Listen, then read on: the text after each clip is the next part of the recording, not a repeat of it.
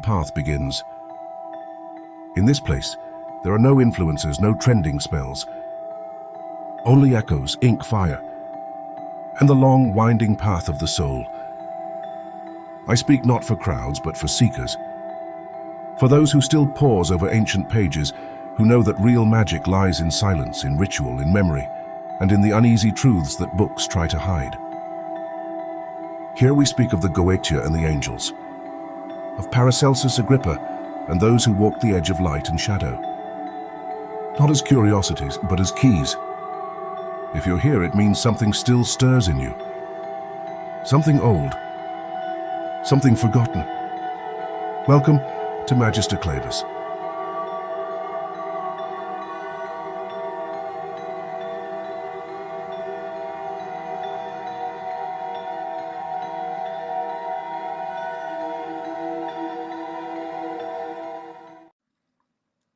Good afternoon, my friends. This is a nice opportunity to speak to you again, and I understand it was quite a while, but here I am, and I see that I am not alone. At least few people here have joined. Nevertheless, this is going to be recorded, and if the timing is not appropriate, you can watch it later if you wish. So how was the life being? I wasn't online for several months on YouTube, but I think, hello Reza, but I think that I will renew this schedule. I will do it probably bi-weekly. Yeah, just Sundays are always nice. And this format is semi-new. Yeah, we had 2 sessions about reflections from the Armchair already. First, I wanted to do it on a weekly basis, but later things have changed and I went from YouTube. But I think it would be unfair to totally like not create new content. You know, those that watch my channel, that I have moved mostly to Patreon, but this is not about me discussing Patreon and why I am not asking anyone. I understand that there is a paywall behind it, but my recent content is being published on Patreon, mostly due to also censorship, things like that. You can practically speak more openly. Here, the content is either regulated or children can watch it, and you can understand. Sometimes you get strange questions, things like that.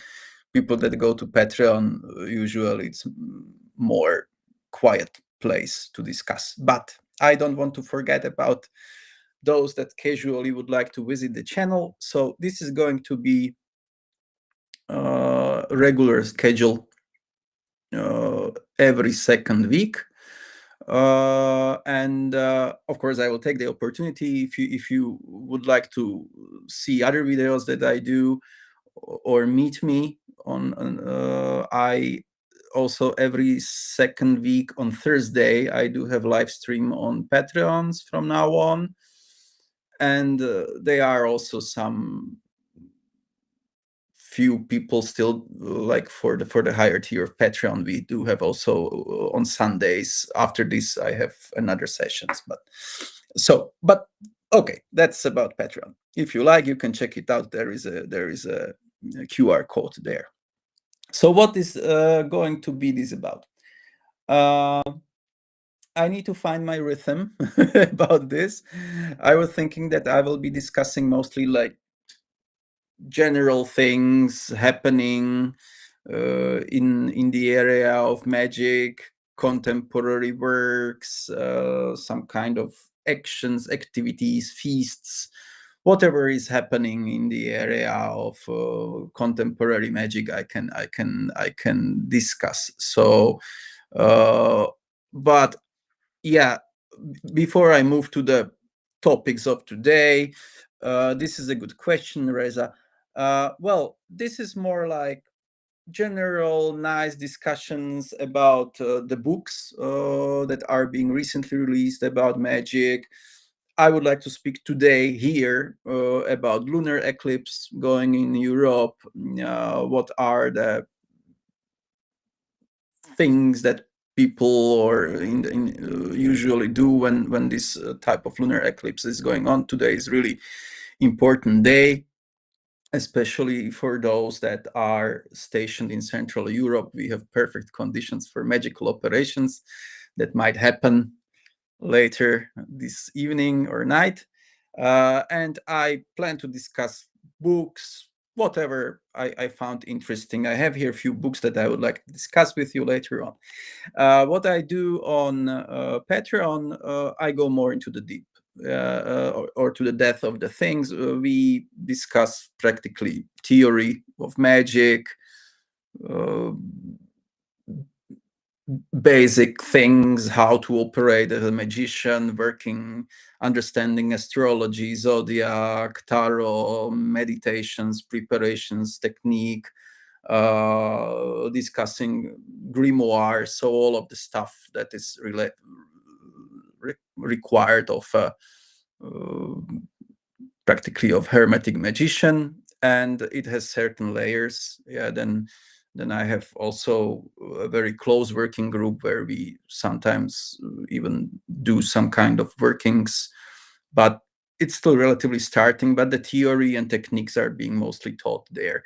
I have a lot of videos here, like study with Magister Clavus. I think there were a few videos where I have been discussing a lot of things. So just basically what we have here, but maybe a little bit more structured. Yeah. Hey, Lucille. That's very nice. Yeah, I haven't seen you for a long time. And yeah, today is a night eclipse, and I think that especially in Central Europe, we will be seeing it quite nice. Central like eclipse is practically the Earth shadow on the moon, and the moon, there is an illusion of it. It looks bigger. It gets red.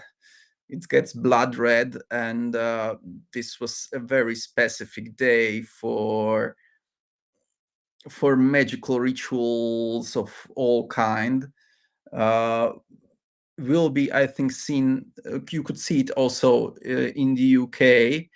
The lunar eclipse starts practically in 2-3 hours from now on, streaming. I think in the UK it will be a little bit later, maybe 15-20 minutes later. You should check. And the moon, the Earth shadow will be covering Luna for almost 40-45 minutes. And those of you that are sensitive can already feel that there is definitely something in the air. Yeah, this is not only a time for ritual during the lunar eclipse, which will be, of course, happening according to your local time. Unfortunately, for those watching from the US, it's not gonna happen for you. The moon lunar eclipse is visible mostly from the Europe.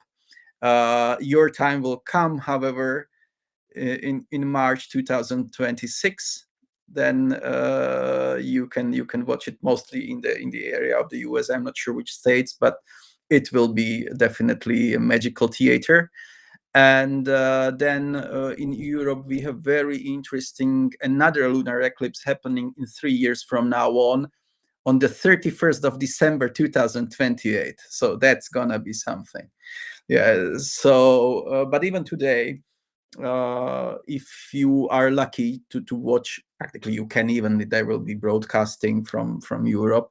And it affects, I think, the whole world, but especially in Europe, even Saturn will be visible by the naked eye. And it's very interesting how this type of stellar positions, practically the play of the sun, earth, and moon, is affecting magical practice. I have been calculating the astrological hours for my location. So usually the lunar eclipse will happen in the hour of Scorpio. In the hour of I'm sorry, there is a position of Scorpio, and in the hour of Mercury in my time in Prague, and that's gonna be very interesting. If you work with specific spells, rituals today, so still if there is a daylight, I encourage you to do divination work. If you work with tarot cards or other type of divination tools, today daylight is perfect time for it. Meditative techniques, it will be very strong. You might get very good reception. Evening, of course, especially the hour of Saturn, it's gonna be very powerful. Those that work with spirits or plan to do some larger rituals, but however, be aware that really the veil is thin today. Yeah, that left-hand path practitioners around Europe are probably conducting necromantic operations today, working with the dead, divinations, things like that. It's not the best day for light work. Yeah. So if you are creating some kind of charms for protection that you plan to wear, I probably wouldn't wear that, because Virgo is in opposition, so it might cause some kind of disbalance. But still, daylight is a very good time for preparation of protective magical seals. Yeah, mostly we understand that the Saturnian magic as such is usually either used for very strong protection or curse work. And it means that you can practically create or cleanse yourself from negative energies if you are working with Saturnian powers today through meditative ritual, things like that. But I wouldn't be creating some amulets for you that you plan to have like for easy life or luck. Yeah, that's not the best time, especially if you plan to do some kind of rituals or money magic. That's not, today is not good time for it, as Saturn is bringing a little bit more chaos into all of this. So magical workings might be influenced by that. Yeah. Invocations, spirits are changed during this. Those with the ability to see, I understand Lucille is quite powerful. You are quite powerful to see things. Yeah, I see. Yeah, of course. Yeah, it can be felt. Yeah. So the visions and the spirits are draped in darker colors. There is something, the spirits of the death. If you work with more goetic energies, or if you work with Santa Muerte rituals, things like that. Also for those in America, yes, there is no lunar eclipse there, but it will be very powerful. Yeah, or divination rituals through necromancy, very powerful. Today is very strange day. So it was also in the past. In many cultures today, magicians were full of dread, or they were uh, in Nordic cultures, Nordic magic. You can imagine people saw moon that was quite big, full, super full moon that was looking like red blood. Why it's looking red? Because these are the red long wave, sun long wave practically is changing the this the moon into this type of spectrum. Yeah, so it's a little bit different wavelength that is being reflected from the surface of moon. You don't see moon in this light typical color. You will see it blood red. So the older cultures thought that that's the time when darkness is coming, in a way, yeah, and that the evil is eating or entering the world of the living. A lot of protective rituals were happening, whether in Mesopotamia, whether the old culture of Native Americans.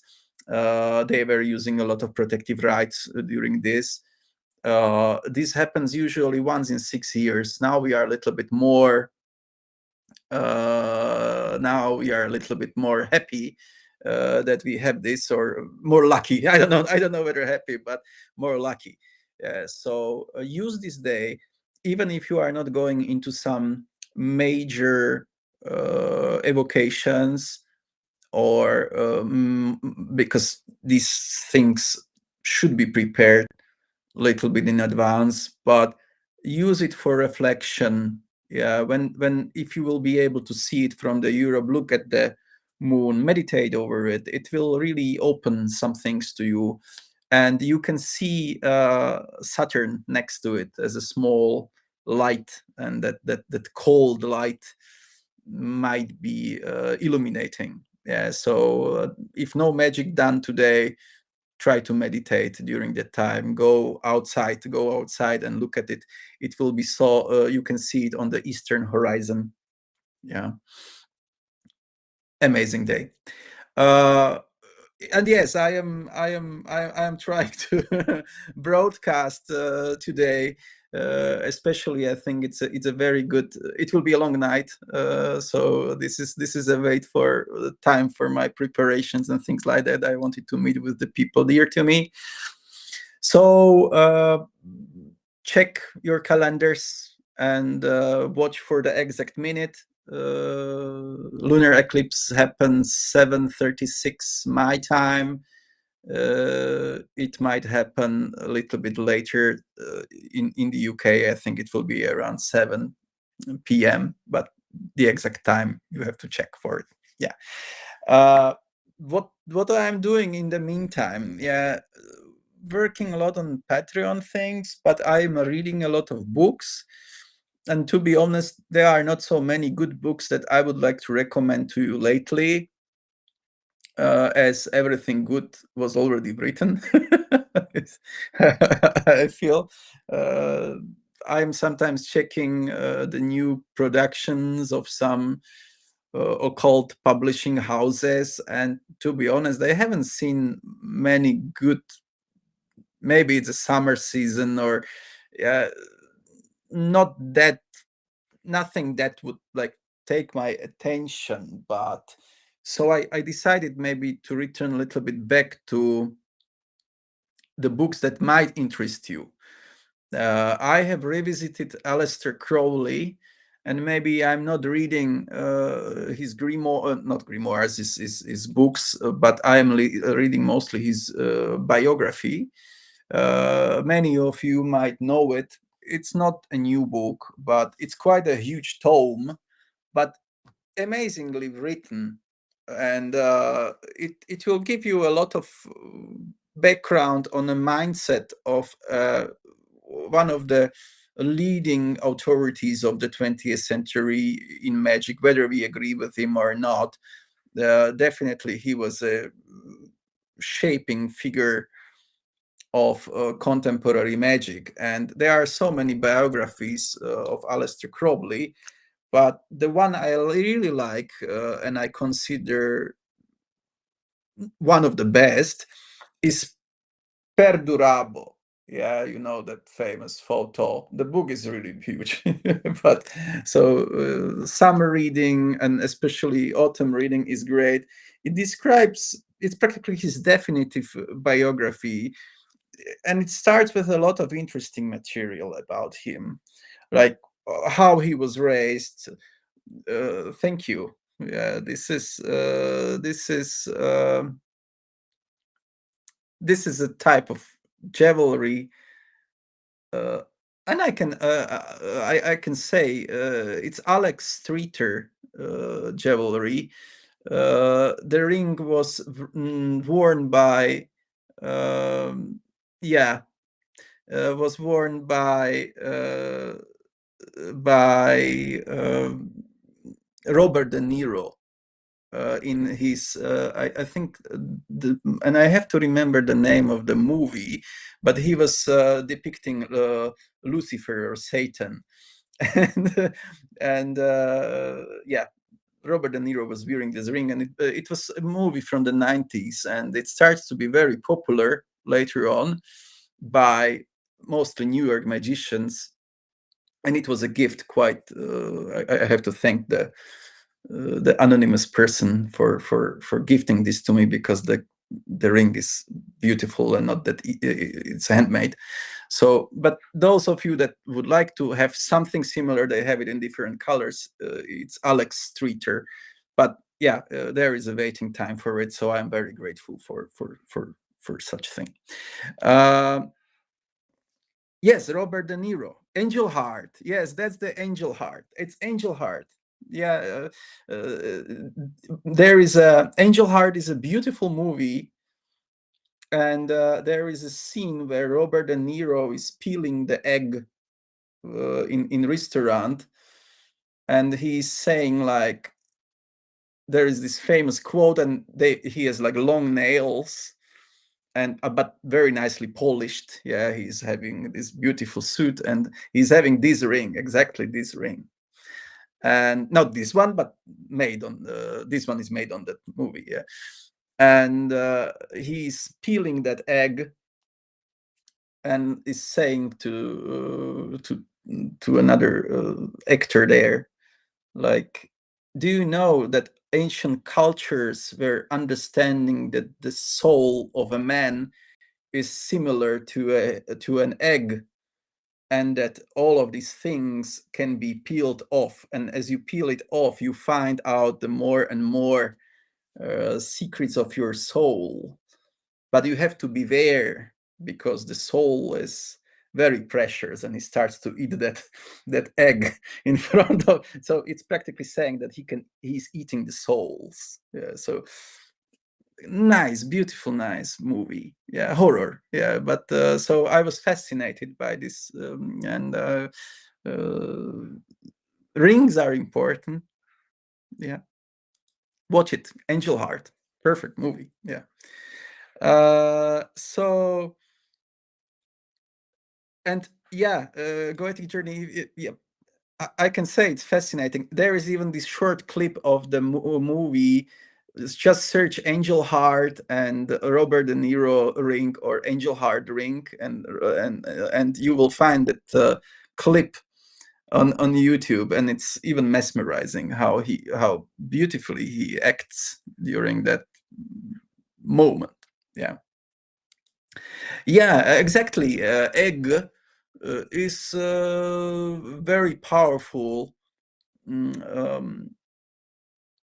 Uh, egregoric material, we can say, because egg, and in many cultures, yeah, in many magical traditions, whether in Western Hermeticism or Nordic or Slavic Eastern magic, but also in voodoo, in Dahomey cults, yeah, egg is a principle of hidden knowledge, of protection, of life in his earlier state, and it is also a symbol of development, of esotericism. If I could put some symbol of secrets and secret training, or I would put a symbol of egg, because egg can contain a lot of hidden potential.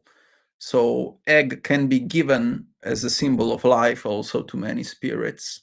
Yeah, egg has a cleansing power, as life can contain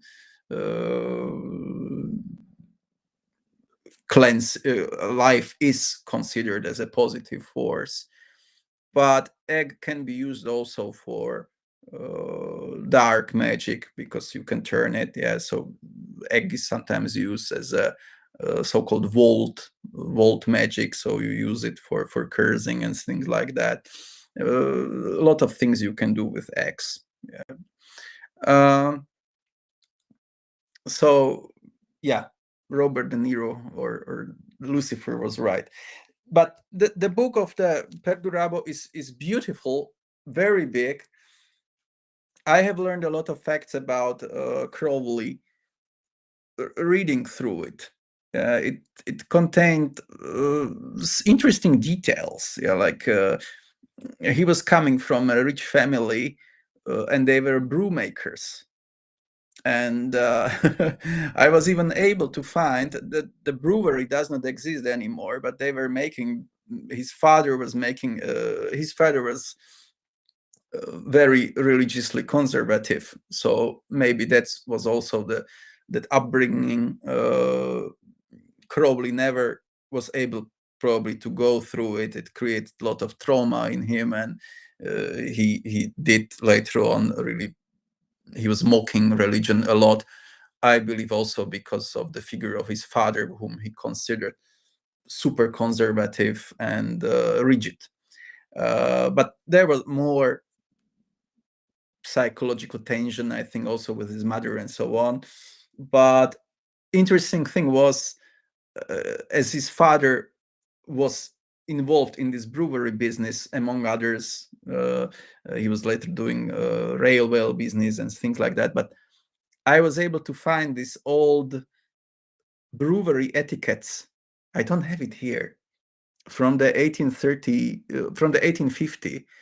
That and it's called like Crowley beer, and it's based on the business of his father. So I think in some letters Crowley liked beer. Yeah. So and he even stated that he knows a lot, because he was stating like what he knows, and how knowledgeable is he about the local trade. It's not only magic and so on. So he liked beer. He I think even have been using beer in some of his rituals. So I was able to find out those old etiquettes from Crowleyan beer. Yeah, and I don't have it here with me. It's quite, and it was not that expensive to find. You just have to look for it. Some of these beer etiquettes are not that expensive. You can have like old etiquette of the beer from 19th century for $20 or so on. And if you are knowing what you are searching for, you can find a nice icon. Yeah, and then you can use it for your rituals, of course. Yeah. As some kind of tribute to Crowley. So, but Perdurabo is quite nice and big book, but what it does not have is description of the people around him. Crowley was known that he was living with a lot of women in his life, and sometimes those relationships were very toxic and went up and down. But if we may say that who was his true lover, or someone who really influenced him in his workings, was one woman that was called Layla Waddell. And Layla was an Australian lady, a violin virtuous from late 19th century, and they become lovers. They met together in London when she was doing a tour as a violinist. Later, Crowley, practically based on his love, this Layla Waddell, was able to create such famous books like Liber Abba, especially the first part of Liber Abba, the magic book that was written to him as he was saying the words by Layla. And he, even in his workings, is saying that Layla is the personification of Babylon. Yeah, that scarlet woman. Interesting to be that is going. We know that Babylon is taken, is a myth from a Bible. Yeah, that the holy unholy whore that is going to be a massive, will start a massive archetypal change in society, and there will be a new age of chaos and pain, but on another side also elevation of human psyche of from rigidity of religion. Yeah, he was very anti-religionistic due to the situation with his father. So, and he was dreaming in his dreams about this Babylon, and a lot of women in his life, those he met, he always thought or wanted to address them as Babylon. But then when he split it with the girl or with the lady, he said, "Oh, she's not Babylon. She's just a whore or something," you know. And there was always some other person. So maybe we can say that the personification of Babylon was changing. That the women was were changing, but the Babylon was always in his dreams. At the end of his time, he's saying he was always looking for the right Babylon, but he never found it. But in his earlier work, he says that's the Layla. Layla was his main love that influenced him a lot. Later, he, of course, he never married, but if he was close to marrying someone, that was Layla Weddell. And his writings later that were until today that we can read in his letters, those writings did a lot of injustice to Layla, because he was saying, oh, she was not a violinist, she was not a virtuous, she could barely fiddle the violin, which is not true. She was really very talented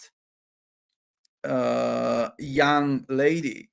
And if you are interested in this kind of details, yeah, you will not find it in Perdurable, but you can really, why I mention this type of thing is that you can understand his erotic sexual dynamics, yeah, that was fueling his work, yeah, how he perceived women, how he perceived authority, who was the person that even Crowley probably could love.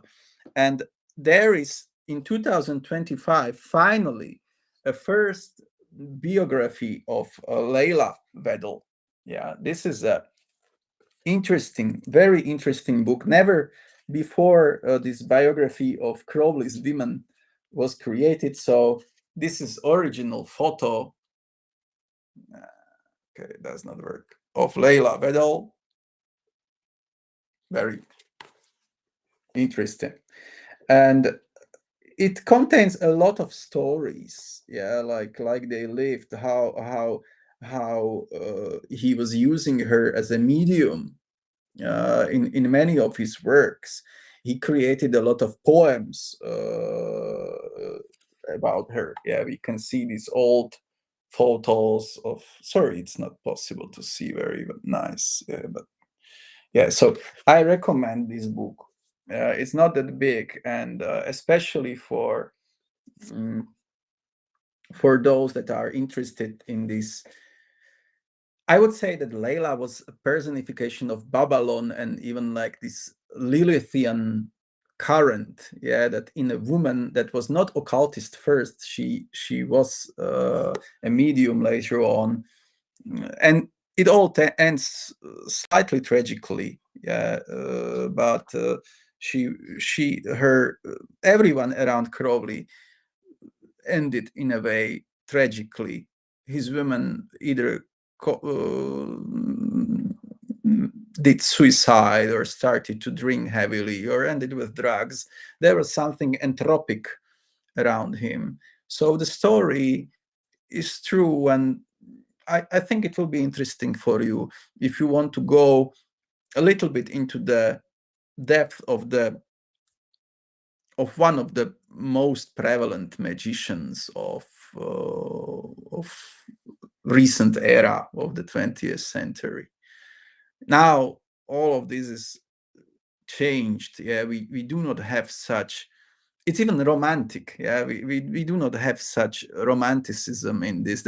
These old names of these famous magicians like Crowley or Grant, or it's become a myth. Yeah, now in this time and age, everything is on TikTok. So, but sometimes when you read these books, you feel like the life, how you see their writings, how nicely and poetically they exchange their letters. The way of communication was different. It was ritualized. And now it's not like that. Yeah. So I recommend these two books to you if you want to have some nice time. And as this session is relatively new and initiatory, I'm okay to reply a few questions that I see here, because I see there are a lot of questions. But I totally agree that the discipline required to command an instrument is the very same discipline required to command spiritual forces. Exactly. Layla was training the violin or playing the violin from early ages, and she was very talented. But talent is not only one thing, it's discipline, it's prevalence, working. And if you become a craftsman, working with wood, working with furniture, or someone that is very deep in a craft, doing something like that, or playing instrument, is almost zen-like. That those, if you listen to piano players, yeah, that's trance. That's the moment when they are playing the instrument. If they are playing Paganini, or if they are playing very complex piano sessions like Chopin Nocturne or so on, that's from another world. Yeah, it's a combination of discipline, total immersement, very similar to magic ritual. So if we are working on magical ritual, if you want to have some results of it, the same level of discipline must be put into the ritual, and that's not easy without practice, without meditative practice, and so on. Like otherwise you will create a false tone. Yeah. So definitely Layla and her ability to master violin at that level, she was really known playing around the world at that time, was a great predisposition, I think, also, and her ability to listen to music to later on also become a very strong medium for Crowley. Yeah. Okay. Masonic Traveler is asking, I have a question, Magister. Is a major title, did you do the AA grade system, or what grade system did you go through to obtain such a grade? I am officially saying in my rituals that I am not currently any active member of any order, whether Argentum Astrae, or Ordo Templis Orientis, or Fraternitas Saturni. I know people from these orders with various degree of initiation, but I am not affiliated with any official order. So I think that's my personal choice. my feeling about orders is that although I respect many teachings, Hermetic Brotherhood of Luxor, and so on and so on, I am not entirely happy about the complex degree of initiations that they come up with. Mostly in recent time, when you have like, so let's say 33 degrees of initiation and so on, and then you might raise some kind of ceiling, yeah, and everyone wants to be hierophant or so on, or everyone want to promote that they have crossed the abyss or met the guardian angel, and without that you can't be, you know how it is. Like the thing is that many of these orders, and I'm not saying AA or others, yeah, that's totally understand that there many group are there, but I now it's related also with you have to pay for those initiations, and the more you grow, sometimes you have to pay more. Yeah, so not all of them.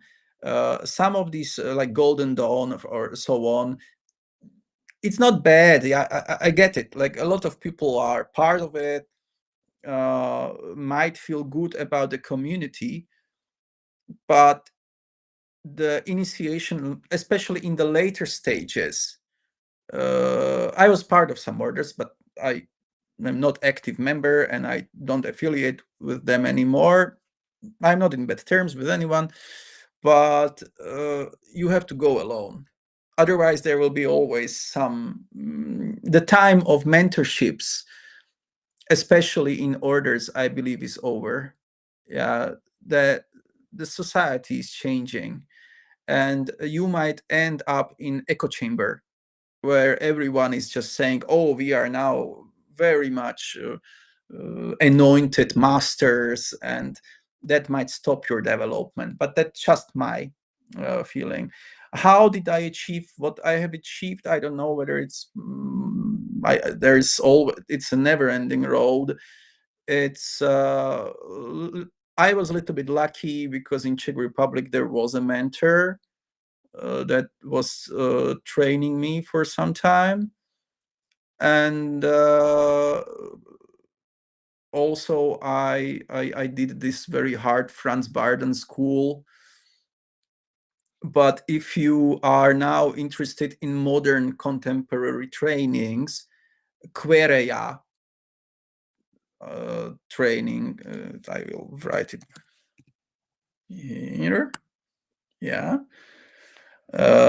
that's for free, and it contains I think 3,000 pages of books, 3,000 pages of documents, and it's a beautiful written training to Western Hermeticism that can be achieved without paying sometimes exorbitant amounts to some occult orders. But I don't say, and it's free, you can find it on the internet. Yeah, and that's very good. Yeah, but otherwise, if you want to be part of some order, be part of it. Just be sure that they are not stopping your development and they are not trying to. There is very small step between occult orders that are maybe a gatherings of intellectuals or people that are just trying to discover something, and sects. Yeah, in this time, a lot of people will try to just use you. Yeah, so I would be careful. Yeah, Franz Barden, that's the Czech German author. Okay, so what we have next?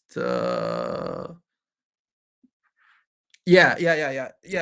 Just confirms it. Yeah, some are free, but they are so picky. It's not really for everyone, and some of them are. Yes, it is. It's like a club, you know. The same thing happens in 19th century. This is not new thing.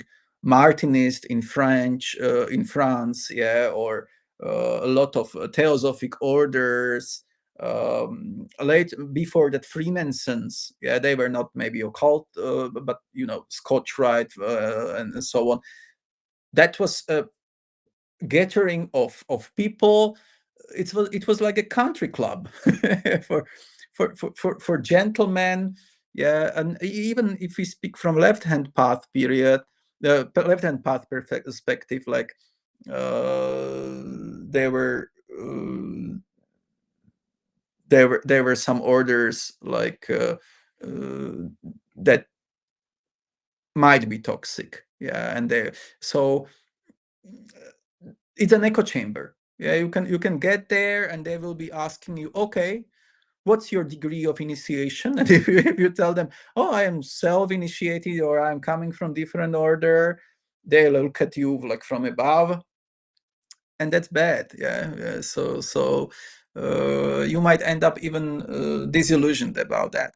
And many times it's a pyramid when there is someone at the end and he's just taking money for the sake of the organization. I don't say all, but it changed to this. Yeah, and organization tend to split. Magicians don't like to be in an organization at the end because we are very individualistic, especially Western Hermeticism, which is based on ideas of French Revolution, freedom, some internal development. It doesn't go well with orders. Someone always likes to give you his own truth, and in many ways orders were created from two things. Yeah, some initially believed that they are giving some true training, but then it ended up rigid. Magic is not rigid. What Golden Dawn created in 19th century was very good for that time, and there might be people from Golden Dawn here, but it ends up rigid. Yeah, the magic is changing. There are so many new things. Edit and edit and edit. I don't know. Maybe the highest levels of Golden Dawn might say that no, we still have the knowledge, so share it. Yeah, but then they will say, okay, pay money. I will find my own way. Yeah. So yeah. What we have further. Oh yeah, that's the Queria. Yeah, Josephine McCarthy, amazing lady. I don't. She's the author of the trainings, and I can say that's amazing. Truly, heads down. Yeah, that's what she does. Is I don't say I totally. As every magician, we might have our own approach. Yeah, but for me, 90% of her workings are speaking to me deeply, and the tense is my own way. So but very nicely written. At the beginning, yeah, she's putting it, and the amount of work she put into it, yeah, like thousands of pages of trainings and tests, and a lot of theory combined with practice. I would say that Queria is currently, it does not make you like an adept, although she says that at the end you are adept. But if you will be going through it thoroughly, yeah, definitely it will create your own visions for future, and you will work your own system based on the teachings she is giving. Yeah. She might not agree with me. She might say that it's the total system. I don't know. Yeah, but definitely huge respect toward her. I was reading her books and training her books. Yeah, I have heard of Franz Bardon, but I never read all of his stuff. I have grown an interest in you because of your teachings. Thank you. Teachings of workings with demons, which I personally believe are just a part of our psyche. That's so complex topic, whether they are only phenomena of our own mind. Definitely they are manifesting through our visualization, and we can speak hours and hours about this, and maybe we will in upcoming videos. But speaking to the Franz Bardon, about Franz Bardon, that's in 1940s he was very popular, mostly in Czechia and Germany. He took and popularized a lot of information, mostly from older lodges, mostly German lodges, and some might say even he stole it. Yeah, and he was hated by a local occultist mostly in the 1930s. Yeah, because he took the Promethean fire. Yeah, but in his time, the books are now really colored by this positivism. Yeah, oh no, don't work with the dark powers, don't just develop yourself as a moral Christian person. He's very much into this, so you have to read it with the respect to the time when it was written, mostly 1930s. Yeah, he is moralizing, and he's taking the adept as a small child. Yeah, that you have to do this and don't approach another training before you do this. In a way, he's right, but yes, do it slowly, but take it. Now it start. I would say Queria is better now. Yeah, but 15 years ago, Franz Bardon's training, still, if you go through them, mostly his meditations, his visualization techniques for visualization are very good. Yeah, Franz Bardon is translated to German. He was writing in Czech, but he was also a German, or speaking fluently German. So in German, in English, you will find his books very cheap on Amazon. Good writing, but be prepared for this. Reading it like from, yeah, it's 1930s. Yeah, so he will be saying what you should eat, what you shouldn't eat, how you should never try to use magic against another person. You know, this type, which is true. I'm saying the same, but the way how it's written is sometimes now, yeah, it's a time. It was written for audience of his time, but it just proves that the magic and the way how we approach the things are, this otherness is not changing. It's just that way how we approach magic is changing. Even Crowley's books are now uh, maybe nothing lasts. Yeah, he's if you read some of his discussions about how he's writing about politics, communism, he was flirting with communism for a moment, and then he was not. Yeah, it was written in his time. So if you will be in some kind of time capsule, and these videos will be prevailing, I don't know, 100 years from now on, and someone will be looking at our chat here, people will be wondering. Yeah, they might say, oh, these guys, they were discussing something, but now we see it differently. So you get what I mean. Yeah.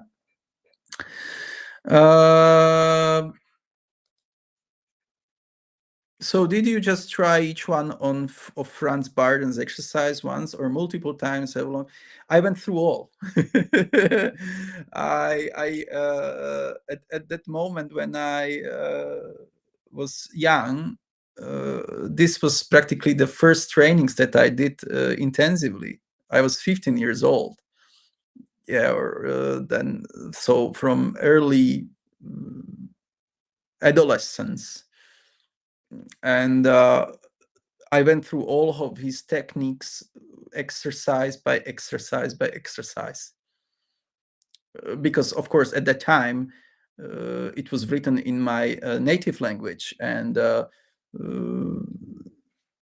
English is not my native language, but at that time it was not even that like it is now. Should be improved, but at that time it was difficult for me to access other literature and other systems, and I was still learning.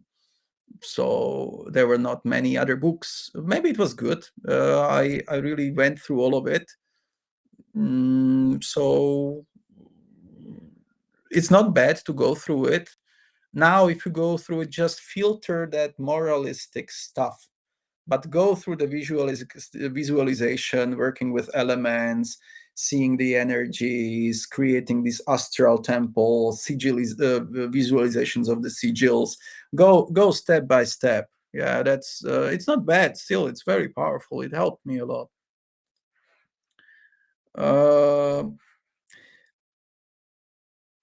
David is writing, I think we should take what resonates with us from every book and leave the rest behind. Barden offers well-structured exercise, perfectly written, that are genuinely useful, but Barden our work. Yeah, exactly.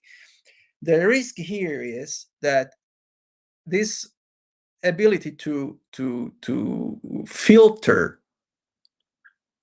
is easier for someone that is already on at least intermediate level. Yeah, that David, sometimes people that are just starting, they take it everything very literally. I was also like that. My first books, when I started to read more occult literature in early 90s, yeah, I read Stanislas de Gaeta, Eliphas Levi, Doctrine and Ritual of Magic. It was full of moralistic Christian filtered things. Levi was always afraid of all of these things, and I took it literally. I got my time of fear from magic. Oh, I will be working with dark spirits. I will be working with demons. That I will be cursed or something. I was so afraid to touch the practice. Yeah. So, but that's why I think some level of training that should be good at the beginning. But if I should choose now we are in better position, I would go with Querea, because that's something not, at least at this time, it's more suitable for current people interested in magic, and it's not full of dogmatic fluff. And I agree with you, like Barden, although the exercises are great, but I would go to the exercises maybe later on as a development from Josephine McCarthy's Querea, because I think the Barden's techniques are deeper. Sorry, Josephine, but I think that he was really creating something, but her theory is better. And definitely I would avoid books like only about from historical interest. I would be interested maybe in Levi, dogma and ritual of high magic, but that's more. It's even toxic for the current occultist. Yeah. So, but sometimes it's hard to choose. If you are, I was not sure what is good and what is not good, what is helping, what is not helping. So if I may recommend something and to not repeat the things that I was in, I would avoid also dogmatic fluff of Golden Dawn. Yeah. All these lesser banishing ritual of pentagram, good thing, but related to that time. Yeah, so Querea is definitely better at this moment, I think. Yeah.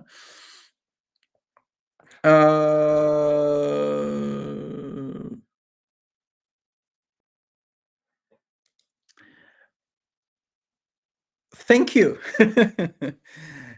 Yeah, as I say, I know that the Patreon is, and I don't want to keep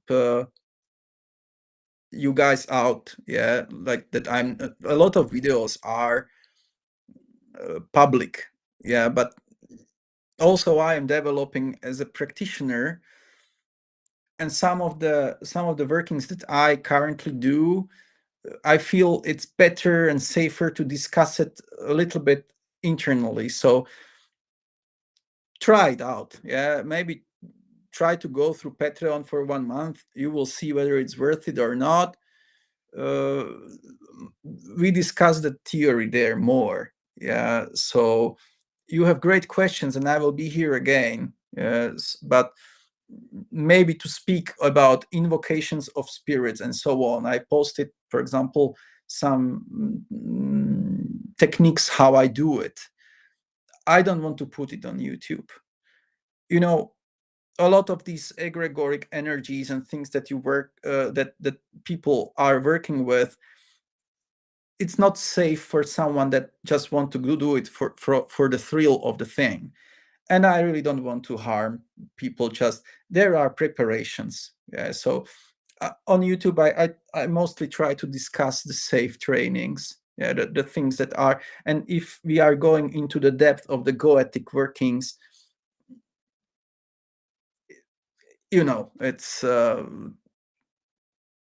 I better avoid it on YouTube. They might say, okay, and it's not hiding, it's just can be dangerous. Yeah, like 15, 16-year old people. I imagine myself, like when I was 15 years old and there will be Magister Clavus or some other practitioner on YouTube, I will be jumping to that stuff. Yeah, I would go and don't read and watch all of the other videos that I have. I would directly jumping into it. But it caused me a lot of trauma. So uh, check it. Yeah, you might. I sometimes publish also things not behind that Patreon wall. Yeah. Kalen, yeah, you are. That's a persistent question, and I have, and really, I mean that. I know that I am telling you like each month or each quarter. And yes, I should stand by my word. And you are, dear sir, my friend, one of those that will acquire it also with my signature. Yeah, if okay for you. It's coming. Yeah, that's what I can say. It's coming. Yeah, so it will be related to working with planetary magic, weather, demonic, as we can say, or angelic. So it will contain both sides. And I remember our discussion on Picatrix in former times. So Picatrix is as a grimoire is heavily influencing my current work. So I plan to release it. It's almost done. Yeah. I plan to release it. I'm not sure yet, but definitely in upcoming months. Yeah. And there will be a electronic version that will be available, and I plan to have also printed version later on, and I might sign it, yeah, for those of you that stayed with me for that amount of time. The link, you can scan the QR code on the top of this stream. Yeah, just take, like if you are taking a photo on your mobile. Yeah, so point it on that strange QR symbol, and it will lead you there. Or in my description on under my YouTube channel, there is a link to it. Yeah. My friends, I have to go.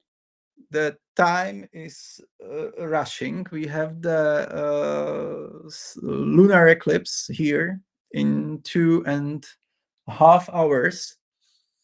And I still have one appointment to do, and then the Night of Wonders starts. So I kindly welcome you to do the same if you have the ability. And if you are listening from the US, it's still one planet. Yeah. So take care. Speak to you soon. I really enjoyed this. It was very nice and refreshing. So I might come with more later on. See you definitely in 2 weeks, but maybe sooner. Who knows? And if you like, check me on Patreon. Yeah, enough about Patreon. This was not about it. I really enjoyed just the Check the Layla. That's a good book.